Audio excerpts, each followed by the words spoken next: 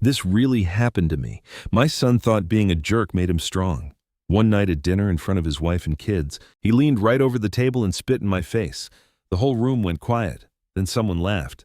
He called me old, weak, and useless. I just sat there frozen. It wasn't fear, it was something much colder. That was the night I stopped being his dad. I became a man with a plan. He thought spitting on me would break me. He forgot I still owned everything he was standing on. You're not going to believe what I did next. Before I get into it, tell me where you're watching from. And please subscribe so more people can hear what happened. I gave that boy everything a father could. From the day he was born, I worked shifts that just about broke my back and tore up my hands. My palms would crack from the cold winters on construction sites. My knees ached from climbing ladders in the rain, and my lungs were always full of dust and cement. But every single bruise felt worth it when I'd come home and see him running at me with his little arms open wide. I still remember his small voice calling me Dad like it was the greatest word in the whole world. Back then I thought that love was forever, that if I just kept on giving, he'd keep on remembering. When his mom died, he was still just a kid. I did everything by myself. I cooked, I cleaned, I did the laundry, I saved every dime. I didn't buy new clothes for years so he could have good shoes for school. I skipped meals so he'd never know what it was like to be hungry. My wallet was never full. But man, I was so proud every time he passed a test. Every time he smiled, it felt like I was carrying the world on my shoulders. But it felt light because it was for my son. When he grew up, I helped him buy his first car. I co-signed on all his loans, paid the hidden fees, covered the insurance. And I even helped him with his first mortgage payment.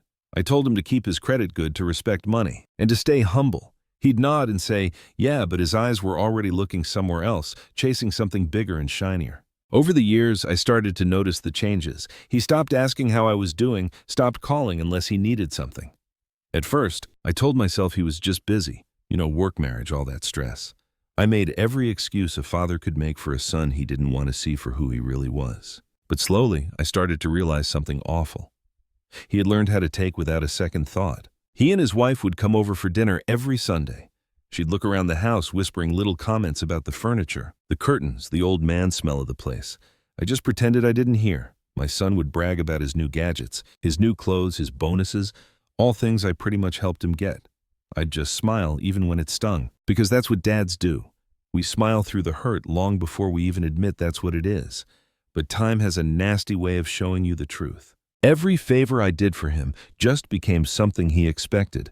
Every bill I paid just disappeared. They stopped saying thank you. They stopped treating me like the man who built their entire world. I just became part of the furniture, the guy who was only there to give them things. Still, I didn't say a word. I told myself that being patient was part of loving him. I told myself that maybe one day when he had his own kid, he would finally get it. But he never understood. He just got more entitled. He started talking down to me, all cocky. He'd make jokes about my old clothes, how slow I walked my tired eyes. His wife would just laugh. And I'd act like I didn't notice. When I gave him the house, my own home, I thought I was giving him a foundation, a chance to start strong. But he treated it like a trophy. He had people over through parties and acted like he'd built it with his own two hands. When I stayed there, I could feel I wasn't welcome anymore. Like I was just a reminder of a past he wanted to forget. But even then I forgave him. I just told myself, he's my son. That's what I always said when people told me he didn't deserve it. He's my son. When the neighbors whispered that he was arrogant and selfish, I'd defend him. He's young, I'd say, when his wife rolled her eyes as I walked into a room. I'd say maybe she's tired. I made excuses like a fool, hoping kindness could fix being cruel. Looking back now, I realized the truth. I didn't raise a man. I raised someone who thought being kind was a weakness. I raised someone who thought being humble meant you were a failure. And the night he spit in my face wasn't the first time he disrespected me. It was just the last time I was going to allow it. All those years I gave him everything. My strength, my savings, my soul. But that night when the spit hit my skin and the laughter filled the room, I realized I'd given him one thing too many, my forgiveness. That was the moment it ended. The years I gave him became the years I would take back. And for the first time in my life, I decided to stop being his father and start being something much colder. It happened on a Sunday night, the kind of evening that's supposed to mean family, warmth, and peace. The table was full. His wife had invited her friends, her parents, even a few of his co-workers. They were all laughing, loud clinking glasses, and talking about vacations, cars, and promotions. I sat quietly at the end of the table in my old sweater, the one with a small tear near the sleeve. It was comfortable. Familiar, the kind of thing that holds memories. But in that house, comfort had become a crime. Dinner started like any other. Roast chicken, mashed potatoes, laughter that felt too polished to be real. I poured myself a glass of water. My hands were steady, but my heart was heavy. My son sat across from me, his wife at his side, whispering things into his ear between fake smiles. I could feel her judging me, the way her eyes scanned me like I was a stranger who didn't belong. Then it started. A joke, a small one at first. My son looked at me and said, "Dad, maybe you should stop coming dressed like that. You make the place look cheap." The table laughed. Even his wife giggled. Covering her mouth like that made it any better. I smiled weakly, pretending I didn't hear. I reached for my plate, hoping the moment would just pass, but it didn't. The jokes kept coming. "Old men like you should retire from everything, even eating," his friend said, and they all laughed again. My son didn't stop them. He joined in. Each laugh was like a nail being driven into my chest. My fork trembled. I kept my eyes on the plate. I thought if I stayed quiet, they'd get bored and move on. Instead, he leaned closer. "You know what, Dad?" he said, his voice dripping with arrogance. "You sit there like you still matter. But you don't. You're done. I don't owe you anything." The words cut deep, but before I could answer, he spit. It was sudden, warm, and sharp. The sound echoed in the silence that followed. A drop hit my cheek and slid down to my collar. For a moment, I couldn't move. The table froze. His wife gasped softly, but not in horror, like it was funny. And then they laughed. The same way they always laughed at my clothes, my job, my age. Now they were laughing at my pride. I just sat there staring at my plate. I was raging inside, but my face didn't show a thing. I reached for my napkin, wiped my face real slow, and just looked at him. I didn't say a word, didn't cuss him out, didn't even blink. Because in that quiet moment, something inside me changed forever. It wasn't just the spit. It was what it stood for. It was for every night I came home with my hands torn up just to buy him a toy. Every meal I skipped so he'd have more to eat. Every time I defended him when the neighbors said he was a punk, every bit of love I poured into a boy who turned into a monster. It hit me right then I wasn't a father anymore. I was just a servant they didn't need anymore. A piece of their past they wanted to get rid of in their shiny new life. And if I'd said anything then, it would have been like begging for respect I should have gotten from the start. So I stayed quiet. I stood up, slowly pushed my chair in, and walked to the kitchen. My legs felt like lead, but my mind was clearer than ever. I could still hear them laughing behind me. His wife whispering, "He's so dramatic." The same people who ate the food I bought lived in the house I paid for, and wore clothes my savings paid for. Now laughing at me like I was some kind of show. I just stood there at the sink, staring at my reflection in the dark window. The old man looking back at me wasn't weak. He was just waiting. That shame didn't break me. It made me harder. It made something new, something colder than anger, because anger burns out fast. But shame, and that freezes you. And when it thaws, it changes everything. When I turned around, I saw them still talking, with no idea what they'd just done. They thought the old man they made fun of would just take it forever. They thought I'd come back next Sunday pretending it was all okay. They thought wrong. That night, I didn't get any sleep. I just sat in my small room with the lights off, playing that moment over in my head. Not the spit, not the laugh, but the sound of me being completely silent, because I realized silence can be a lot louder than revenge. By morning, I knew exactly what I was going to do. That dinner didn't just break me, it built the man who would walk into a lawyer's office the next day, calm, determined, and ready to take back every bit of mercy he'd ever shown. When I got to the kitchen that night, their laughter was still bouncing off the walls. It was muffled, but it was sharp enough to cut right through me. I stood by the counter, my hands shaking just a little, not from being old or weak, but from something ice cold. Humiliation, just pure, raw humiliation. I could still feel the spit on my cheek. I wiped it again, even though it was long gone, like I was trying to wipe the memory off my skin. But moments like that don't wash away. They stick with you. They dig in. They rot you from the inside out. The kitchen smelled like roasted chicken, butter and wine, the same dinner I had paid for. I'd bought every last thing like I always did, thinking that providing for them was love, thinking giving them things was the same as them being grateful. I stood there looking at their half-eaten plates, the glasses they used, listening to them laugh, and it hit me. I built this life for them. Every chair, every spoon, every wall in this house has my sweat on it, and they're in there laughing like I'm the one who's the problem, like I was a ghost. I looked at the pictures on the fridge. Birthdays, family trips, graduations. And in every single one, I'm off to the side, smiling quietly. Always in the background, always the guy making it all happen. Their success, their smiles, their easy life. I thought love meant taking care of them. I thought being a dad was about sacrifice. But standing there under that kitchen light, it finally hit me. To them, I wasn't a dad anymore. I was just a piece of furniture useful until I wasn't. Then I heard my son's voice from the dining room, loud and full of himself. He should be thankful we even let him live here, he slurred, laughing. The others laughed along. Even his wife jumped in, saying, he's just too old to get what success is. Success, that word stung.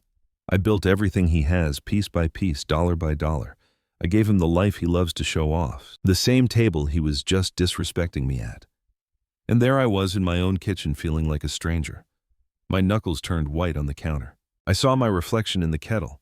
I looked tired, old, and quiet, but I saw something else too. A kind of calm, the kind you get right before a hurricane, the kind where the hurt turns into focus. I didn't cry, I didn't yell, I just took a slow, steady breath and started counting. Not memories, not regrets, but assets. Deeds, titles, my signature on the dotted line. All the things that were still in my name, not his. It was weirdly comforting to realize how much of his world was still technically mine. He might have stolen my pride tonight, but he hadn't taken the ground from under his own feet. I still owned this house. I still had the paperwork. I still had all the power. It was just buried under years of me just going along with it. But it was never gone. The laughing finally died down. I heard chairs scraping, footsteps heading upstairs. I just stood there in the kitchen listening until the whole house was quiet again. When I finally went back into the dining room, it was a total mess. Empty glasses, half-eaten plates, spilled wine everywhere. The light flickered over the table, making shadows dance on the mess. My dinner plate was still there, untouched and cold. I sat down and just stared at it for a long, long time. The shame was gone. It turned into something else, something sharp. I wasn't broken. I was wide awake. For the first time in years, I could see everything perfectly clear. The son I raised, the one I loved, he was gone. Replaced by this guy who thinks being cruel makes you strong. And his wife right there with him, all smug, turning my own home into a place where they could make fun of me. I started cleaning the table slow and steady, stacking each plate, washing each glass with care. Every move was quiet, deliberate. The same way I'd raised him, I was now using for something much, much colder. When I was done, I shut off the lights and let the house go dark. And in that dark, I made up my mind. They figured I'd just show up for breakfast like nothing happened. They thought the older man would just forget. 'Cause that's what old men do, right? They forget. But I didn't forget a thing. I remembered every single laugh, every smirk, every single word. And by the time they woke up, I knew exactly what I was going to take from them, everything. It wasn't about being mean. It was about what was fair. They wanted to treat me like I was nobody. So I was going to show them what life's like when I'm really out of the picture. What happened in the kitchen that night wasn't humiliation. It was something changed. It was the start of a quiet revenge, no yelling, no fighting, just paperwork and waiting. I turned off the last light, gave the empty table one final look, and whispered to myself, "You're not going to be laughing tomorrow."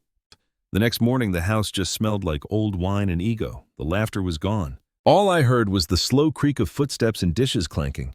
I just sat by the window, my coffee cold, watching the fog burn off. My son was moving around upstairs like a king in his castle. With no clue the kingdom wasn't his, he thought I was just sitting there old and defeated, humiliated. But I wasn't just sitting there, I was planning. I went to my small study, the one nobody ever went in anymore. It smelled like dust and time, like all the years I spent saving and signing papers. The old wooden drawers still had everything that mattered. Not memories, but proof. Proof that I'd never been a fool with my life. Proof that under all my silence there was a plan. I opened the bottom drawer and pulled out the shoebox I'd hidden a long time ago. Inside were papers in rubber bands, property deeds, mortgage papers, bank statements, insurance bonds, and the will I wrote but never actually signed. My son's name was on a couple of things, but not the important ones. Those still had my name on them. Each page reminded me of every year I worked with cracked hands and sore knees. Every signature was a sacrifice. When I bought that house, I was younger and stronger. I was so proud to call it home. I never dreamed that one day the same roof I paid for would be where I was humiliated. As I looked through every document, I saw how blind love makes you. You give everything thinking you're protecting them, but you're just building a trap for yourself. My eyes stopped on the house deed. My name was right there at the top, bold and permanent. His was below it, temporary. I'd kept the ownership, never signing it all over. It wasn't because I didn't trust him back then. I was just being careful. But now it was my way out. That paper was my weapon, my justice, my escape. I smiled a little for the first time in years, not because I was happy, but because everything was clear. I got the small key to the safe that was hidden in a hollowed-out part of the bookshelf. The safe clicked open quiet like a heartbeat. Inside was the stuff nobody knew existed. Old savings certificates, a separate bank book, and a letter from this bank confirming I had power over every joint account. My son thought those accounts were his to play with, that my name was just on there for show. Well, I was about to turn his mistake into a lesson he'd never forget. I laid everything out on the desk, all in order. The deed bank details, stocks, car titles, insurance. My old wedding ring was even sitting there. Heavy and ironic, these weren't just objects, they were years, decades. They were the pieces of a life I built from nothing but my own will. And looking at them, I realized that everything he had, his house, his easy life, his so-called power, was all because of me. Every inch of this home was paid for with my hard work. I picked up my pen and started writing. It wasn't a letter or an apology, it was a list, a plan. I wrote down names, the lawyer, the realtor, the bank manager. The only people I'd be talking to. No yelling, no threats, no big scene. I didn't need to be loud. The law doesn't make a sound when it breaks you. It just grinds you down slow and steady. The house was mine. The land was mine. The accounts mine to freeze. The payments mine to stop. But I didn't feel like I'd won. I just felt calm. The kind of calm you feel when you've been hurting for so long and it finally stops. I wasn't looking for revenge. I was looking for peace. My hand brushed against a picture frame on the desk. It was my son, just a kid smiling with his arms wrapped around my neck. For a second, I felt something twist inside me. That little boy trusted me once. He used to look at me with love, not hate. Somewhere between that picture and last night, he became someone else. And maybe I did too. Love made me blind once. Anymore. I turned this photo face down, then I opened my notebook and wrote 3 words on a fresh page. Count what matters. It wasn't about the money. It wasn't even about the house. It was about dignity. The one thing they couldn't take from me unless I let them. I gave them a comfortable life, my time, and my respect. But not this, not anymore. The pen stopped. My plan was ready. I knew what to do, who to call, and when it all had to go down. Every move was going to be quiet, planned, and perfectly legal. I didn't want to destroy him out of anger. I wanted him to destroy himself when he realized how fragile his whole world was, and that I'd been holding it up all along. When I closed the notebook, I felt lighter. The humiliation from last night didn't burn anymore. It had turned into steel. My son's laughter taught me my life's last lesson. Silence isn't weakness. It's a warning. The next morning, I was up before the sun. The house was completely still. The air heavy with that quiet you get after a storm. I didn't make breakfast like I always did. I didn't wait around for anyone to wake up. I just put on my old coat, the one they always made fun of, and left.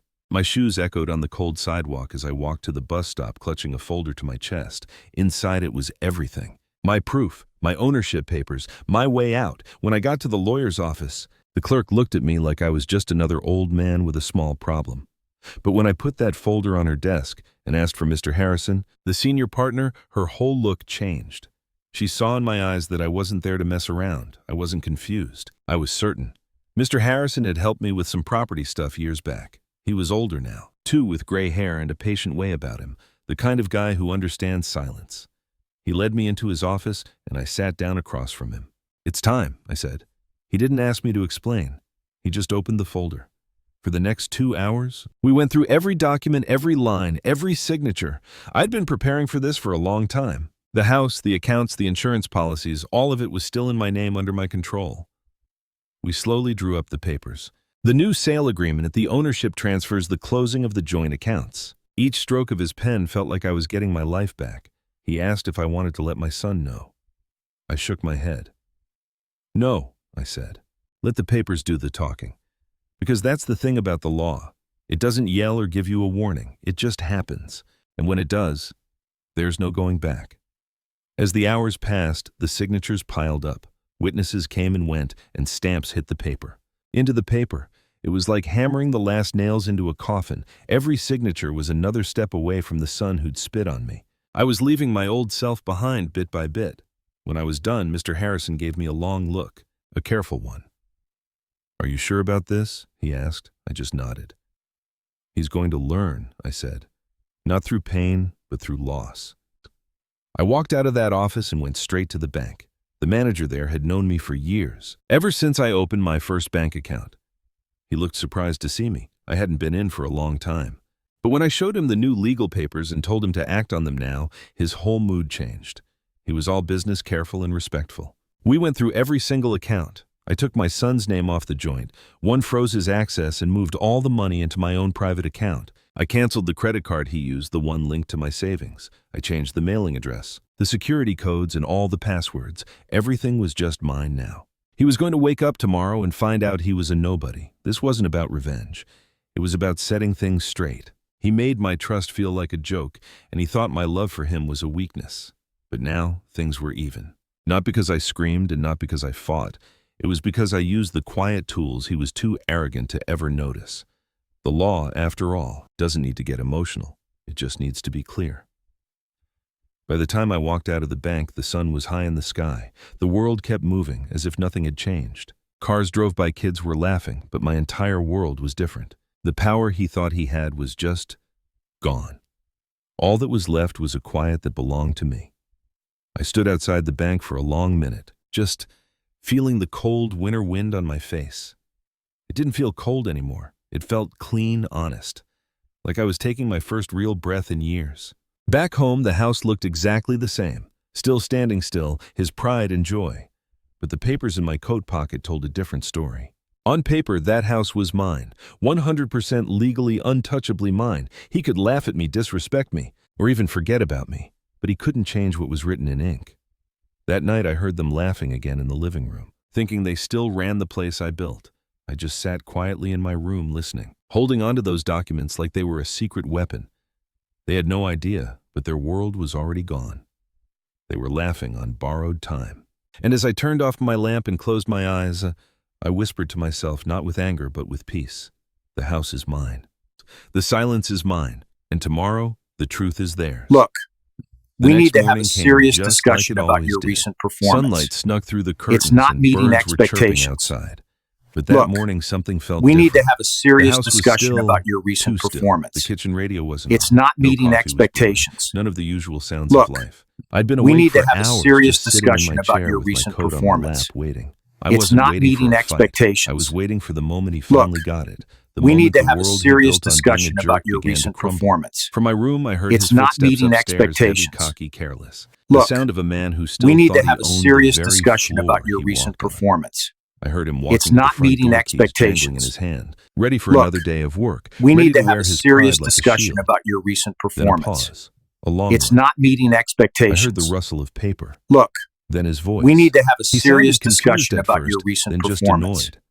What It's the hell not is meeting this? He muttered. expectations. That changed real quick. Look, Annoyance we turned need into to have a disbelief. serious discussion Disbelief about turned your into recent pure fear. performance.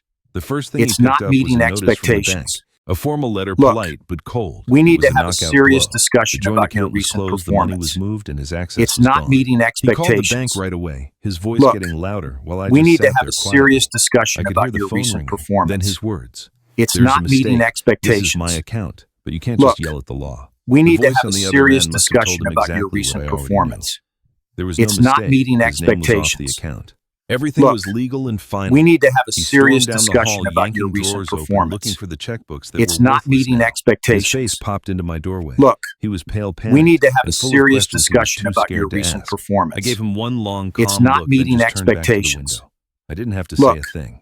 My We need to silence have a was a better serious answer than any discussion fight about we your could have recent had. performance. He rushed out of the house, It's not slamming meeting the door behind him. expectations. The sound of his car Look, starting up cut through We the need to quiet have a morning. serious He was discussion headed to about the your bank recent thinking he could fix performance. it. It's Charm not them, meeting or scare them all the expectations. same tricks he'd used on Look, me. But We you need to can't have a bully a piece of serious paper. discussion about your By recent the time he got performance. there, it was already It's over. not meeting The transfers were expectations. complete. The signatures were Look, witnessed. His We accounts need were to have gone. a serious His credit was discussion about frozen, your and he recent was locked out of performance. everything. It's The not banker meeting probably nervous, but expectations. trying to be polite would have told Look, him, "Your father We need to finalized have a everything serious yesterday, sir." discussion about your recent While he was out performance. dealing with that, It's another not fire was meeting starting behind him. expectations. The real estate agent Look, I'd called the day before We need was to have already a starting serious to list the discussion house. about your The recent property didn't performance. belong to him anymore. It's It not was meeting mine, and it was expectations. about to be sold.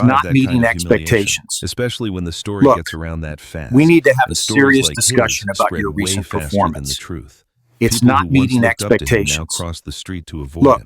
Employers we didn't need to have return a his serious calls. discussion Friends about stopped your recent answering his performance. texts. He became what It's he'd not called me, meeting worthless. expectations. Only now he was learning what Look, that word actually felt we like. need to have a Meanwhile, I serious was settling discussion in. about your I recent moved into a small performance. apartment by the It's ocean. not It wasn't meeting much, but it was all expectations. mine. I'd wake Look, up early, open the window, we and need breathe to in have a the air. serious It didn't discussion feel about heavy your with recent anyone else's performance. life. Nobody It's here knew not who I meeting was or what I'd expectations. done. To them, I Look, was